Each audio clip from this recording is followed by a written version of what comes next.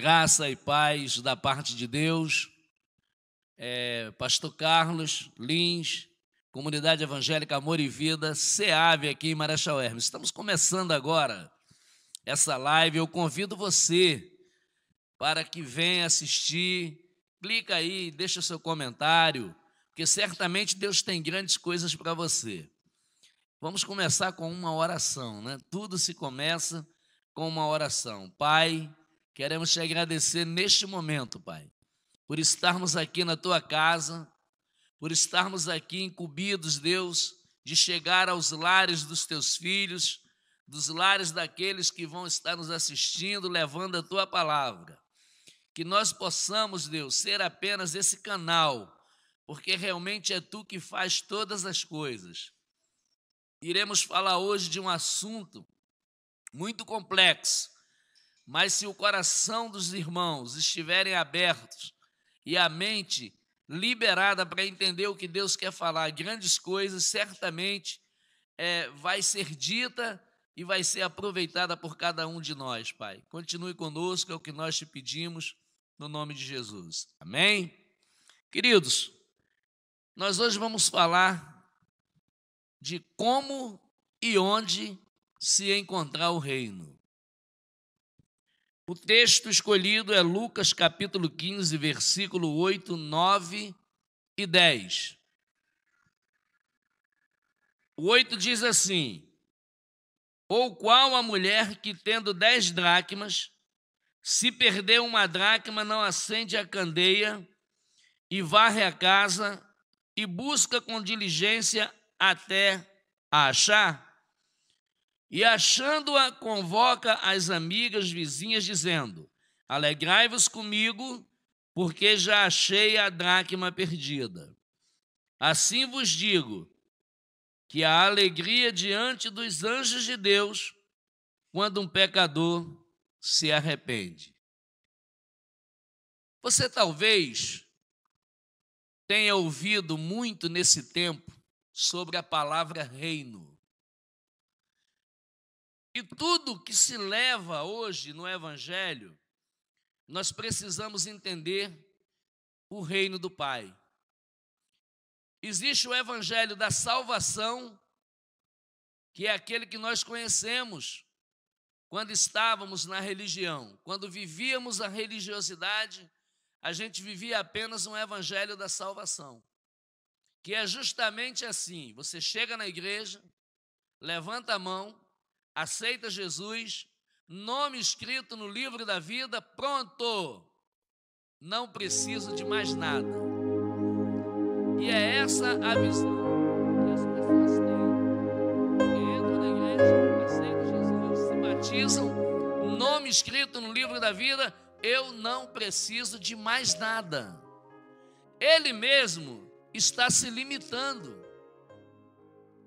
porque nós servimos a um Deus tão grande, que tem tantas coisas para que nós possamos conhecer dele, e nós nos limitamos apenas ao Evangelho da salvação. E esquecemos de conhecer o Evangelho do reino. Jesus, se você observar todas as pregações dele, ele falava do reino. Todas as palestras que o Senhor dava, ele falava e apresentava o seu reino. E ele diz que o reino é semelhante àquela mulher que perde a única dracma que ela tinha. Mas para encontrar essa dracma, querido, ela teve que varrer a casa, ela teve que tirar toda a poeira, teve que mudar os móveis de lugar, até encontrar aquela dracma. E o reino também não é diferente. Eu pergunto a você que está me assistindo agora, aonde o reino está? Você já parou para pensar aonde o reino está? O reino está perdido dentro da própria casa do Pai. Mas pastor, como é que eu vou encontrar esse reino, pastor? É me consagrando? É subir no monte, é descer no monte? Como é que eu vou achar e encontrar o teu reino dentro da tua casa? É pregando bonito, é com uma bela voz, é com uma roupa muito bonita que eu vou encontrar o reino? Você já parou para pensar? E o reino está perdido dentro da casa do Pai. Mas eu vou dar uma dica para você encontrar esse reino. Como eu encontrei um dia, 42 anos, eu achei o reino dentro da própria casa. Estava ali na minha frente todos os dias. Estava dentro da palavra todos os dias. Quando eu abri o reino dele, eu não conseguia enxergar. Porque eu não mudava, querido, os móveis de lugar. Porque eu não mudava o meu pensamento religioso. Porque eu não mudava a minha maneira de ser. Porque eu não abria a mão do meu eu, das minhas vontades. É por isso que eu nunca encontrei o reino em 42 anos. E agora, queridos, a palavra está dizendo aqui que a mulher deu uma grande festa quando encontrou o reino. Agora eu vou dar uma dica para você encontrar esse reino, tá bom? Vamos lá comigo. Todos nós, na nossa casa, isso é todos nós, não é? Alguns, todos nós temos um cômodo da bagunça na nossa casa. Tem ou não tem, irmãos? Responde aí para o povo ouvir. Todo mundo não tem um cômodo da bagunça? E geralmente esse cômodo ele é fechado e escuro. Não é assim? Esse cômodo é fechado e escuro. A Bíblia diz que Jesus é a luz do mundo. E quem me seguir não andará em trevas. Então vamos lá. Quando você abre a porta daquele quarto da bagunça e que você acende a luz, o que é que acontece? Vocês querem ouvir o povo responder aqui? O que é que acontece aí, gente? Quando você acende a luz daquele quarto da bagunça, ele revela o quê? A bagunça que está aquele cômodo. Jesus não é a luz? E qual é o cômodo que Jesus vai chegar e acender essa luz? Esse cômodo aqui é o teu coração. Mas como é que Jesus vai adentrar? Como é que você vai entrar e descobrir esse reino se o quarto está todo bagunçado? Se a tua vontade prevalece, se a tua vaidade prevalece, se você está acima do bem e do mal, que primeiro tem que ser você para depois ser os outros. Como é que você vai encontrar o reino e vai achar esse rei desse reino se você vive só para as suas vontades? Você vai ter que fazer uma limpeza na casa, querido. Ei, lindão, olha aqui para mim, ó, preste atenção. Vai ter que fazer uma limpeza na casa.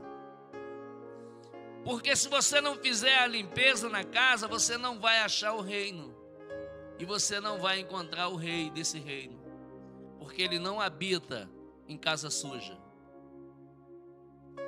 Essa casa chamada coração tem que estar muito limpa, queridos. Para que esse morador ilustre entre e more. E o povo está preocupado com movimentos. Tem crente aí que eu já ouvi há 30 anos atrás dizer que ia ter um grande avivamento no Brasil, no Rio de Janeiro. Eles estão esperando até hoje esse avivamento. Tem crente preocupado com movimentos,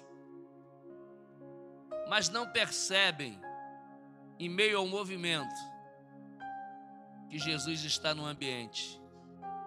Porque estão preocupados com barulho, estão preocupados com alvoroço. E o mestre já está no ambiente, querido. Ache o reino nessa noite. Comece a perguntar a Deus como é que você tem que fazer para encontrar esse reino. Aquele paralítico do tanque de Betesda, diz a Bíblia que ele estava lá há 38 anos. 38 anos enfermo, aguardando alguém vir quando as águas se moverem, quando houvesse um movimento, alguém o lançar nas águas para que ele fosse curado. Mas existia uma multidão tremenda naquele lugar, aguardando também movimento. E você está esperando movimento? Há quanto tempo, meu irmão, minha irmã, que você está esperando barulho e movimento? E Jesus vai passar por você como passou por aqueles e foi lá e curou aquele homem. Sabe por quê? Enquanto você espera o movimento, você não sente a presença do Rei no ambiente. Precisamos ter essa sensibilidade de sentir o Senhor no ambiente, de sentirmos o perfume dele no ambiente. O nosso foco é olhar para frente, querido. A palavra diz: não olhe nem para trás, nem para a esquerda, nem para a direita. Pedro, enquanto olhou nos olhos do mestre, Pedro, enquanto olhou nos olhos do rei, ele caminhou sobre as águas. Mas na hora que Pedro olha para a água, quando ele pensa a profundidade tremenda que estava embaixo dos seus pés, ele começa a afundar. E você está como aí, querido, nesse mar? Olhando para o foco? Vivendo a intensidade do reino? Ou você está preso à religiosidade? Ou você está vivendo a lei da Gabriela? Eu nasci assim, eu cresci assim, eu vou morrer assim. Se você continuar pensando assim, querido, o rei vai passar e você não vai encontrar o reino. Porque a religião, ela te aprisiona, mas o reino te liberta. O nosso Deus, querido, é um Deus geracional. A igreja precisa entender que Deus é um Deus geracional e que cada um de nós precisamos gerar nesse reino. Pastor, eu canto muito bem, mas o que você tem gerado para o reino com esse canto? Pastor, quando eu prego, a igreja vem abaixo. E o que é que você tem gerado para o reino com essa pregação? Pastor, quando eu chego no monte lá, só falta tocar o céu com o dedo. E o que é que isso te faz gerar no reino, querido? Você entra e sai e continua tudo acontecendo do mesmo jeito. As igrejas, por aí, muitas fazem campanhas. Campanhas do 7 mergulhos de Naamã, campanha disso, campanha daquilo. Por que a igreja faz tanta campanha? Você pode observar uma coisa se até hoje você não observou. A igreja começa uma campanha, aí tem uma mesa enorme na frente, cheia de carteira, cheia de documento, cheia de chave, cheia de roupa, cheia de fotos. Aquelas 7 segunda-feira, ou 7 terça, ou 7 quarta, ou 7 quinta, ou 7 sexta que vai ser a campanha, todos os dias daquela campanha, aquela mesa vai estar ali repleta de tudo. Aí quando acaba aquela campanha, passa-se 2 meses, o pastor faz outra campanha. Agora a campanha de cair os muros de Jericó. Aí você vai observar, se você não observou até hoje, observe, dá uma olhadinha.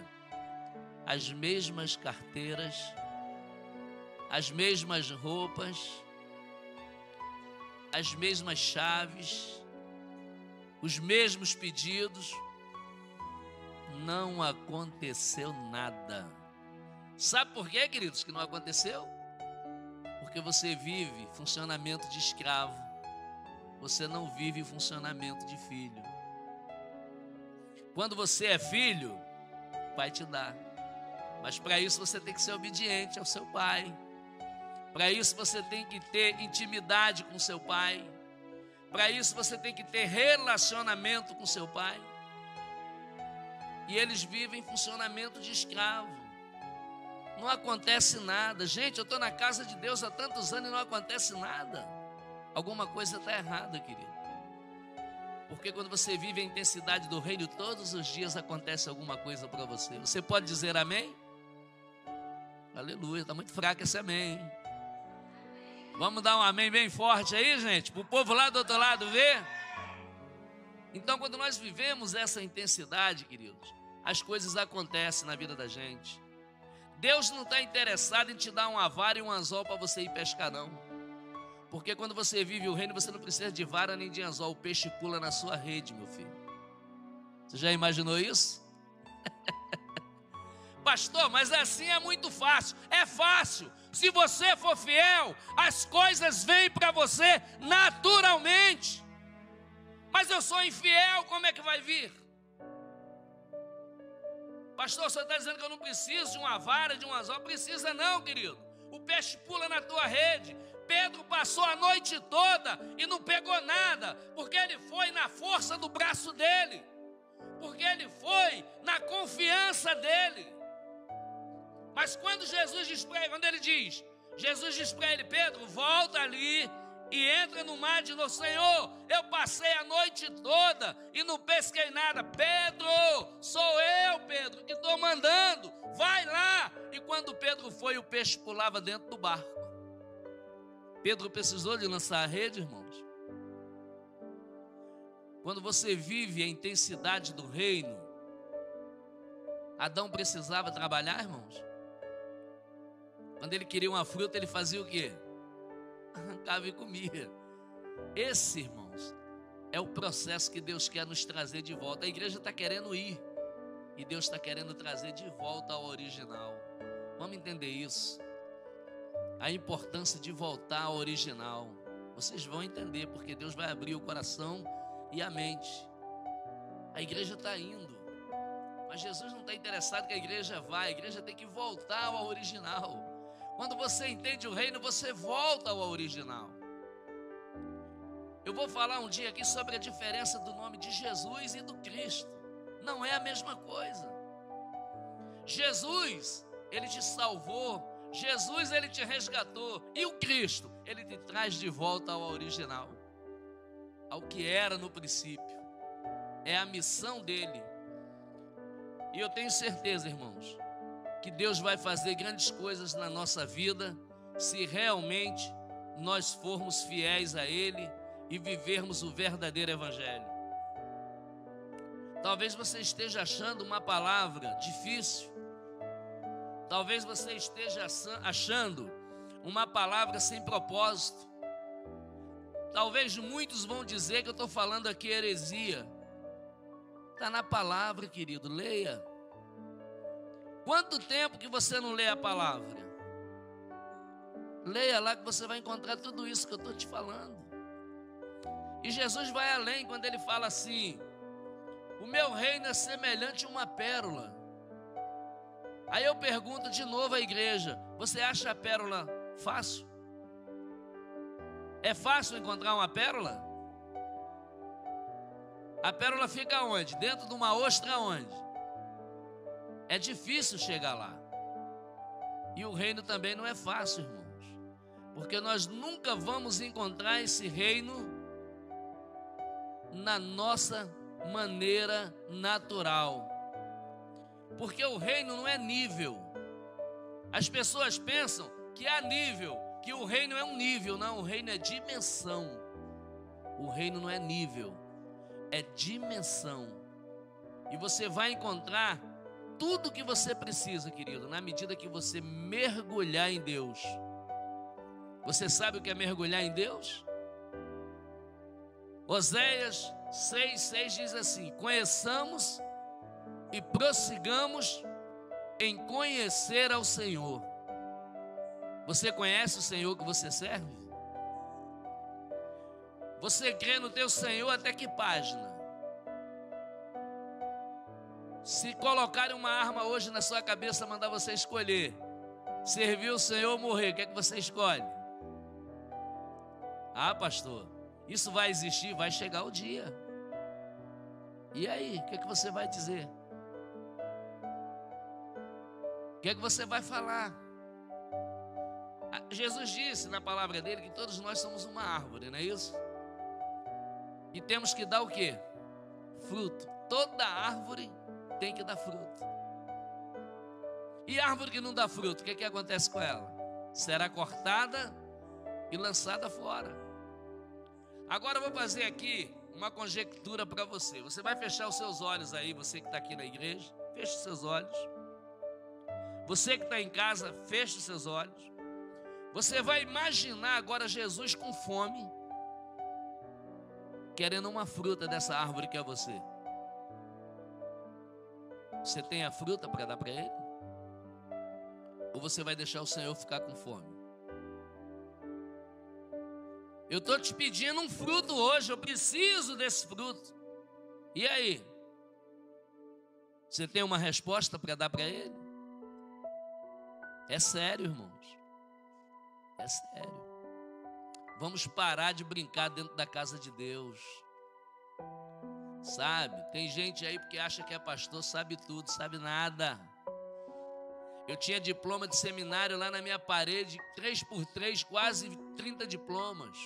E Deus falou para mim, tu não sabe nada, cara, eu vou te ensinar o que é o meu reino. E me ensinou. Não é no nosso conhecimento, querido. Não é na nossa força. Mas é na força dele. É na força dele. Pastor, eu sei falar 3 idiomas. Se você não tiver com ele, não tem valor nenhum. Pastor, quando eu abro a boca para cantar, todo mundo me parabeniza. E aí, o que é que você produziu com esse teu canto? O que é que, durante o tempo que você cantou e louvou na igreja, o que é que você produziu? O que é que você gerou para Deus? O que Deus está interessado é ver o que você gerou para Ele. Tem gente que passa anos e anos e não gera nada, irmãos. E não tem aquela palavra na Bíblia que diz que o estéril é lançado fora também? Aquele que não produz, aquele moço que o irmão dele morreu e Deus ordenou que ele casasse com a esposa do irmão para manter uma geração, e ele se negou. Ele foi e jogou o esperma dele no chão, e ele foi condenado por isso por Deus. E nós, o que estamos fazendo com esse esperma divino que Deus está nos dando? A palavra é forte, tá, irmãos? Talvez você nunca ouviu isso em igreja nenhuma. Você está jogando no chão aquilo, o gene que Deus te deu para você gerar? Pastor, eu não vou gerar. E aí, você vai arcar com as consequências? Que Deus possa abrir cada dia mais o nosso entendimento, irmãos. Está na hora de se falar a verdade. Não é cobrar roupa, não é cobrar o crente vir para a igreja de terno e gravata, não. Não, você tem que vir com um vestido lá embaixo do seu pé. Não, você tem que cobrar isso para ele. Posicionamento na igreja é saber que ele tem que gerar na igreja. Pastor, eu não sei fazer nada. Sabe lavar e cozinhar? Então vai para a cantina da igreja, gera lá alguma coisa.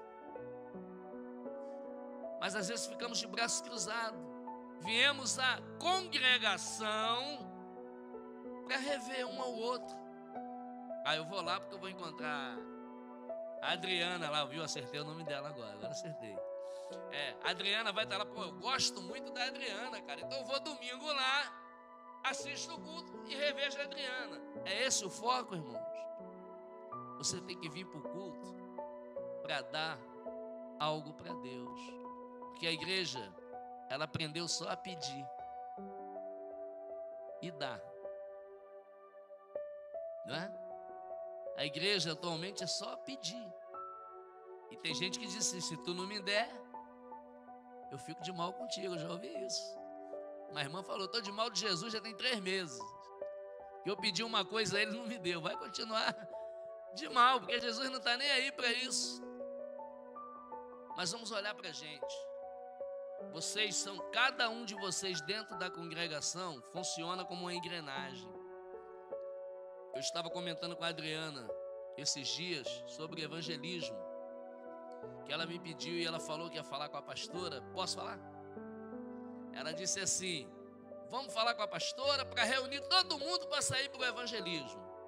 E eu disse para ela assim: Fernanda, Adriana, muito obrigado. Nem todo mundo tem a veia evangelística.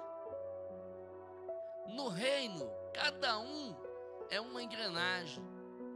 Você que gosta e é evangelista de ministério, não é cargo. As pessoas confundem Adriana, ministério, evangelista de cargo. Não é cargo, é ministério, porque ela gosta disso. Então ela tem que olhar dentro da congregação as pessoas que têm essa veia e levar com ela. Aí o Marvin disse assim: olha, eu gosto de ficar no templo orando, intercedendo para quem vai. Amém, ele vai ficar e ele vai olhar aqui. Quem tem essa chamada com ele vai ficar aqui. Eu sou o pastor, pastora Júlia é a pastora, a gente apacenta. Não é que a gente não vá para o evangelismo, mas cada um tem uma função na casa de Deus. O evangelista vai lá, traz para o pastor apacentar. No reino, cada um funciona no seu lugar. Não adianta você querer o lugar do menino ali do som se você não tem a chamada para aquilo. É por isso que as igrejas funcionam tudo errado, irmãos. Vocês já ouviram alguém cantar na igreja assim, chegar assim, dizer assim: eu saúdo a igreja com a paz do Senhor, eu vou cantar um hino. Eu não sei cantar não, tá, irmãos? Mas como é para Jesus, eu vou cantar. Será que eu vou dar para ele o pior de mim? E é essas coisas que precisam ser mudadas na congregação, porque Deus está separando um povo diferente, e você é esse povo que está aqui nessa noite, amém? Eu não ouvi um amém forte não, hein? Você é esse povo que Ele está preparando? Deus está levantando um povo com uma mentalidade renovada para preparar o caminho da volta de Yeshua. Como João Batista preparou a chegada dele, Deus está levantando um povo para preparar a volta dele. Mas é um povo sadio, sem vaidade, sem preciosismo. É um povo liberto da vaidade. E que diga assim: que tu cresça, como Davi canta, e que tu apareça, e não eu. Você pode observar que se você vir aqui na congregação, a pastora aqui, que é a presidente da obra, ela não tem uma cadeira diferente. Mas a gente anda por aí, aquela cadeirona parece de trono, e ninguém pode sentar na cadeira do pastor. É assim que as coisas funcionam, irmãos. E Jesus deu a maior lição para a gente quando ele chega lá e lava os pés dos discípulos. Nós, irmãos, o nosso lugar não é aqui. O nosso lugar é com Ele. E eu tenho certeza, irmãos, que essa pandemia vai passar e essa igreja vai ser fortalecida mais do que já está.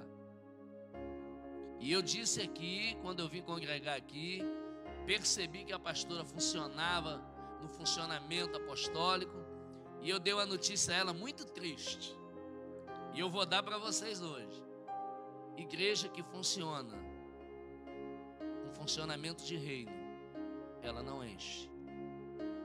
Não espere essa igreja com 500, 300 pessoas, porque não vai ter. Porque o reino exige compromisso.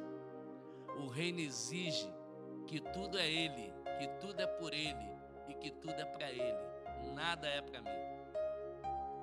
Pastora, mas só tem quantas pessoas lá? Tem 20. Mas são 20 pessoas que geram para o reino. É melhor 20 que gera do que 500 que não produz. Você pode dizer amém? Que Deus vos abençoe. E agora nós vamos falar sobre oferta, sobre dízimo. Nós estamos aqui com um aluguel muito alto para ser pago, outras